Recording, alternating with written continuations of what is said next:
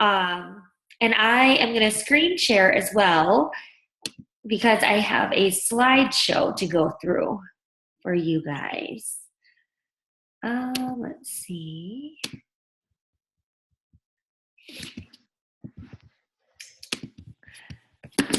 Let me get it up here a minute. I had it up and for some reason it went away. So, of course, that always happens. I'm in Google Docs right now. Can you guys see that screen?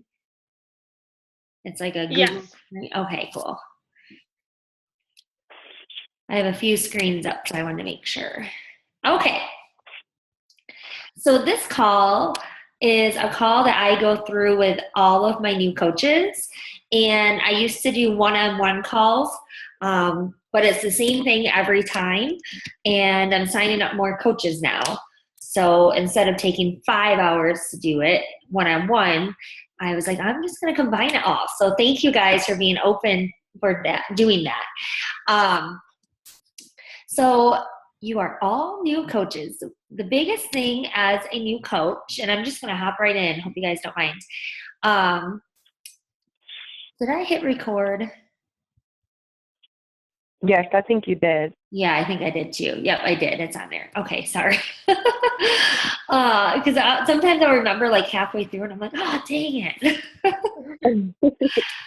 So the first slide, the biggest thing as a coach, the biggest thing is to make sure you know what your why is. Like the reason why you are doing this coaching and why you signed up and what your drive is, your inner drive.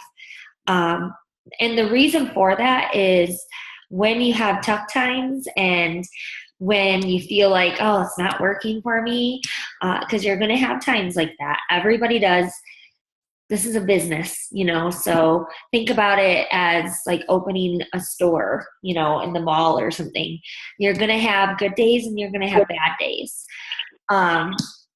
So think about it as when you have your bad day, you need to have something deep down inside of you, a goal that pushes you to get through that bad time and that bad day. It's usually not going to be like a month of bad days.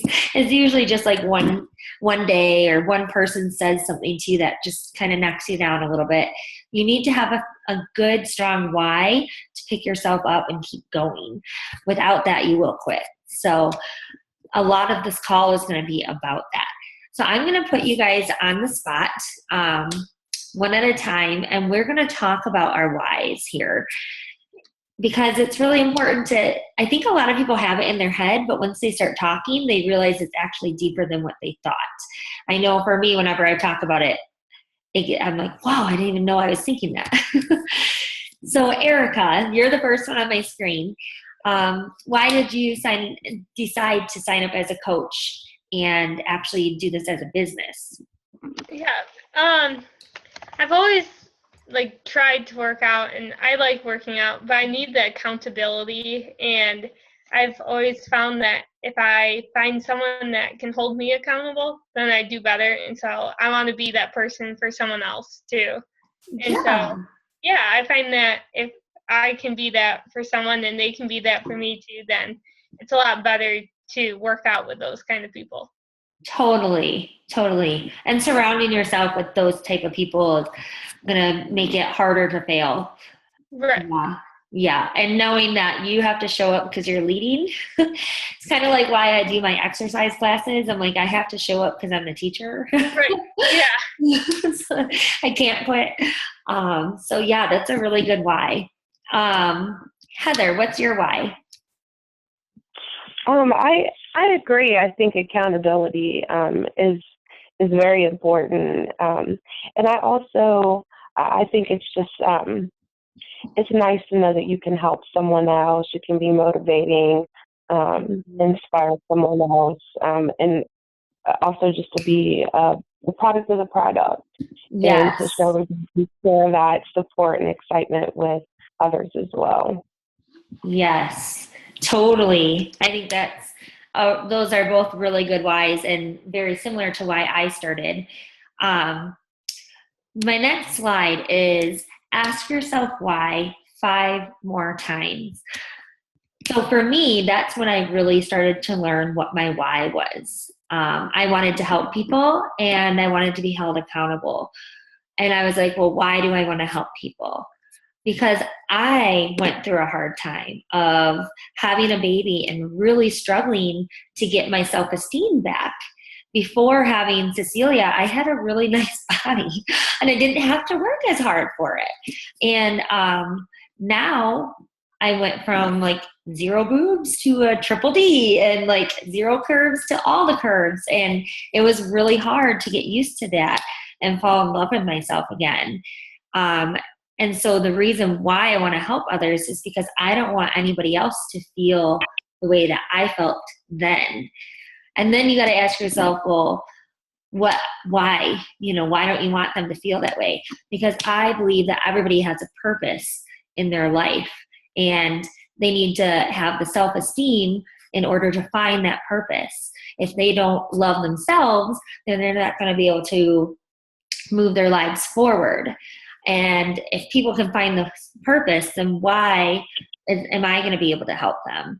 So I want to open an empowerment center, a place where women who know they have a purpose and they have a dream and they have a vision, but they just need help putting it together, where they can come and get that help, whatever the help is. It will be a huge collaboration of different things to help people get their vision working and started.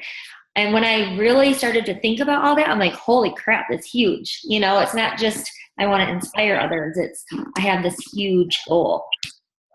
And so when I'm having a bad day, or if somebody makes a little comment, like a jab at me, it fuels that why.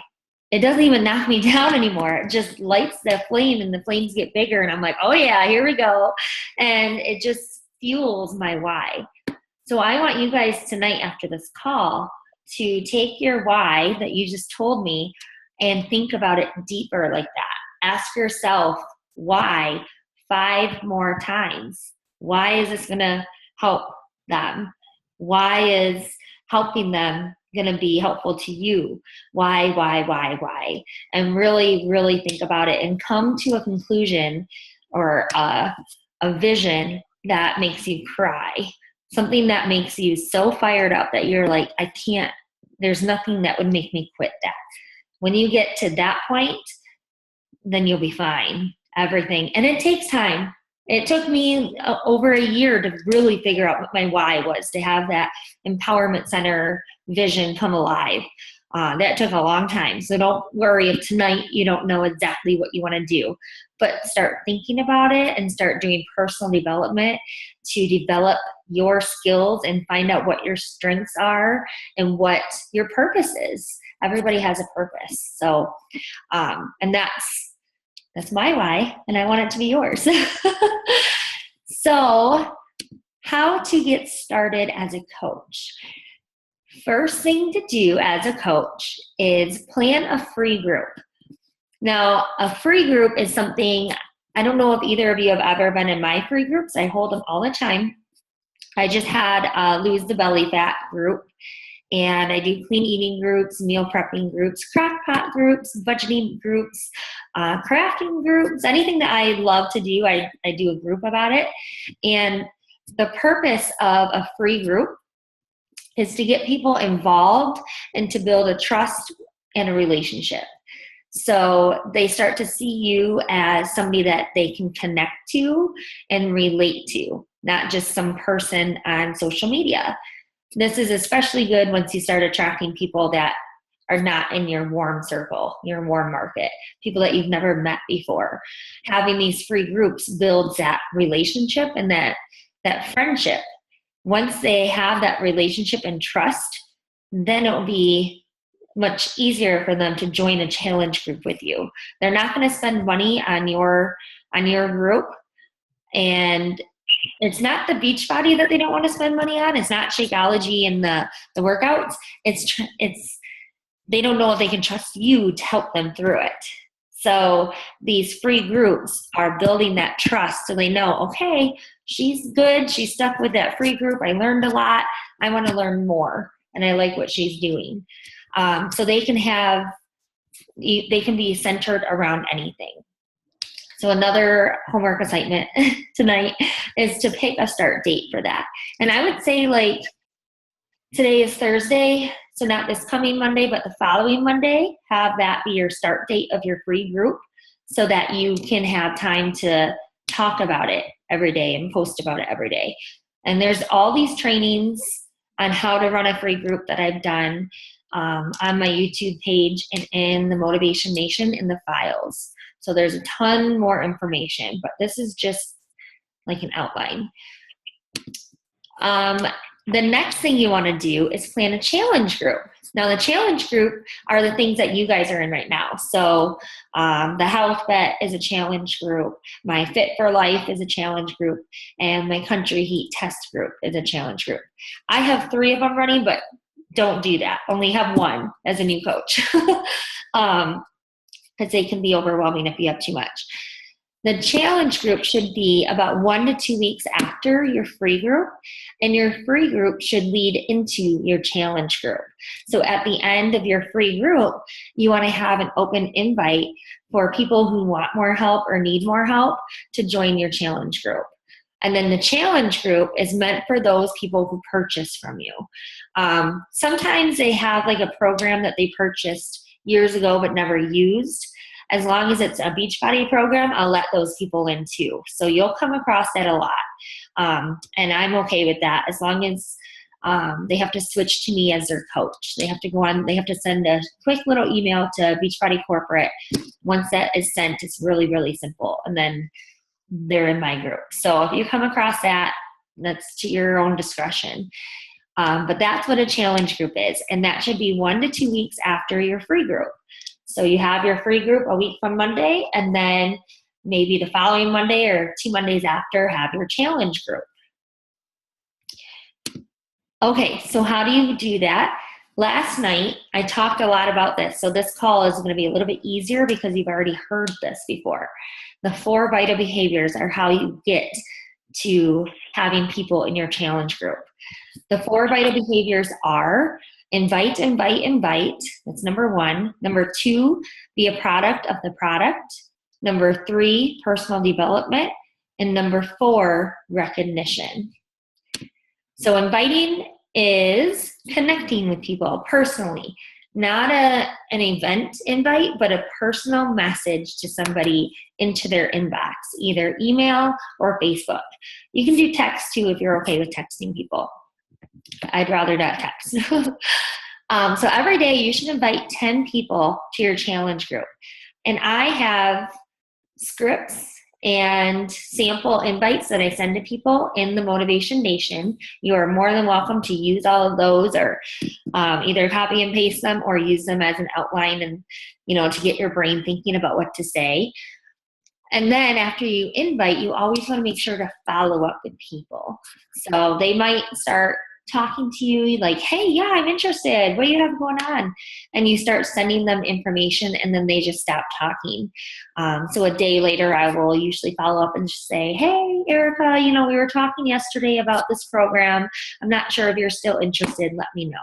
Just a quick little follow-up. I follow up twice, and if they don't respond after the second time, then I move on. That's just, it's like a silent no is what I call that. They are not interested right now, and that's okay. When you are inviting and talking to people, it's really important to do what we call forming people, FORM. And that stands for, the F stands for family, the O for occupation, R, recreation, and M is message. So instead of just like only inviting and only talking about Beachbody, because that comes off as salesy and pushes people away, we want to get to know them, and kind of do an interview to see if this would even be a good fit for them, and a good fit for your team, because eventually a lot of your challengers join your team. And if it's not a good fit, like there's a lot of people where I'm just like, I don't think this will be a good fit for you. And there's certain things that stand out to me that, if somebody is like swearing at me, of course, then I don't allow that. Or if somebody is just being really, really difficult, I just, just say, hey, I don't think this is a fit for you. Maybe next month I'll follow up with you and maybe it will be better then. But it's okay to do that because we're here to build relationships. And these are people you're going to be working with one-on-one all the time. So you want to find people that you can actually hang out with basically online. And you don't get that a lot. You don't get like weird people a lot, but every now and then they come around. The next one is being a product of the product. And this one always scared me at least in the beginning. And I think a lot of people misunderstand it because they think, oh, I have to be at my goal weight or have like a 6-pack of abs to prove that these work. And that's not what they mean by be a product of the product. What they mean is by sharing your journey and letting others know that they can do it too. When you see a woman who's like a bodybuilder with a 6-pack of abs doing 20 burpees in a row, to me, I'm like, yeah, right. Well, she can do it because she's ripped. I can't do that many in a row. But if I see somebody that's my shape and my size doing burpees, I'm like, oh, if she can do it, maybe I can do it. And that's the point of sharing your journey so that other people know you don't have to be perfect, but you should be trying to do something. And a lot of times you surprise yourself at what you can do. So sharing your journey, not only that, but the Shakeology as well. Talking about Shakeology is going to be huge and how it's helped you in any way. I know for me, it was a money saver because I was eating out every day for lunch before I joined. I was like literally going for coffee in the morning on my way to work and then eating fast food at lunchtime, which is terrible, which is why I was so out of shape and overweight. And so Shakeology took the place of my lunch and it saved me a lot of money. So that was huge. I also had major tummy issues and digestive issues. And I was in the doctor's office like every other week doing tests, running allergy tests, getting shots, trying to figure out what was wrong. I thought maybe I had like pancreatic cancer or something because it was so bad. And all of that cleared up. My hair was brittle and I had a bald spot like right here that I always had to cover up. And that started to grow in, and now it's not brittle at all. It's actually really thick. So for me, Shakeology was a game changer, and sharing about that really helped other people who had the same issues. So talking about that kind of stuff is huge. So this is called attraction marketing, and it's very effective. If you've ever taken a business class, you might know what attraction marketing is, but you're basically trying to attract people to you that you want to be. So if you want to be a very successful businesswoman, then you need to kind of act like one and post like one so that you attract them to you. Posting things that are salesy, like throwing up a stock picture of Shakeology and saying it's on sale, buy it from me now, or here's my website. That's not actually going to attract anybody. It will just push them away. So share your story and then do your inviting. And the inviting is where the sales part comes in. After you talk to them and go through the script, that's where it comes in. And read through the script because it works. That's what I use. Okay, so the third vital behavior is personal development, and that is education. You constantly need to be educating yourself on Beachbody, on our products, on everything that I'm talking about today, on how to be a better leader. And when I first started, my biggest personal development thing that I read was I wanted to know more about Shakeology, about the quality of the ingredients, about the workouts. I did a lot of research and tried to buy probiotics and vitamins over the counter to make my own Shakeology cheaper because I didn't want to pay for it, right when I started. And it just wasn't possible. It was not even close. It would have cost me over $100 every week to get the quality. So just learning that kind of stuff was really beneficial when I first started. Once you learn more about that, then start into like leadership type personal development. And then the last Vita behavior, which I don't have a slide for because it's a brand new Vita behavior, is recognition. And that is huge. That is just recognizing your coaches and your challengers publicly when they hit a goal or do something really awesome. So everybody likes to be recognized. I remember when I was working full time and I would like do something above and beyond my duties and think, oh my gosh, I can't wait till my boss sees this, and he would walk in and not even notice it. It was such a letdown, And so recognizing those types of behaviors, no matter what they are, is huge. And then publicly recognizing that person for doing something awesome is going to help keep your team engaged and your challengers engaged. So definitely do that Vita behavior as well. My last slide is a checklist. It's just a review of what we just went over. It says know your why, set up a free group, set up a challenge group, do the 4 Vita behaviors every dang day, and then repeat that every month and do the same thing over and over and over. Another good book that I read when I first started that really set the tone for me was called The Compound Effect. And it's about how doing simple things every day over time compounds into a big thing. And I 100% believe in that. So that's a good book. It's a quick, simple read.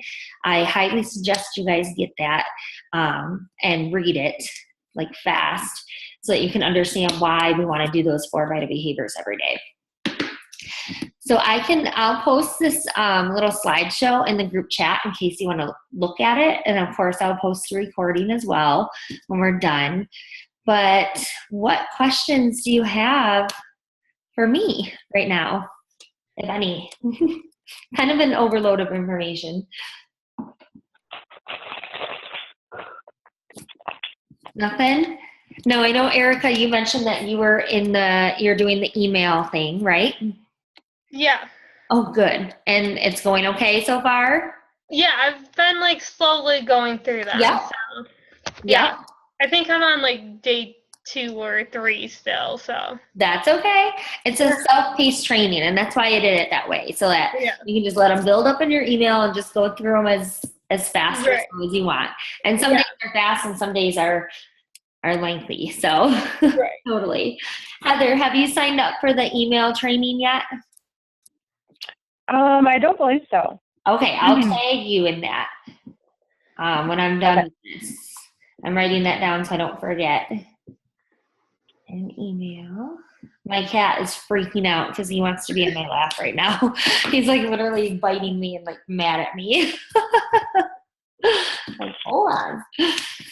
I think he's nervous because he saw me pack in my suitcase. You know how, I don't know, do either of you guys have cats or dogs? I have a small dog. Yeah. Yeah. It's weird to know if I'm like doing something, they're like, why are you packing that suitcase? What are you doing? Right. Yeah. They totally know. Oh, look at him. Here he is. Peeking through. Hey. All right.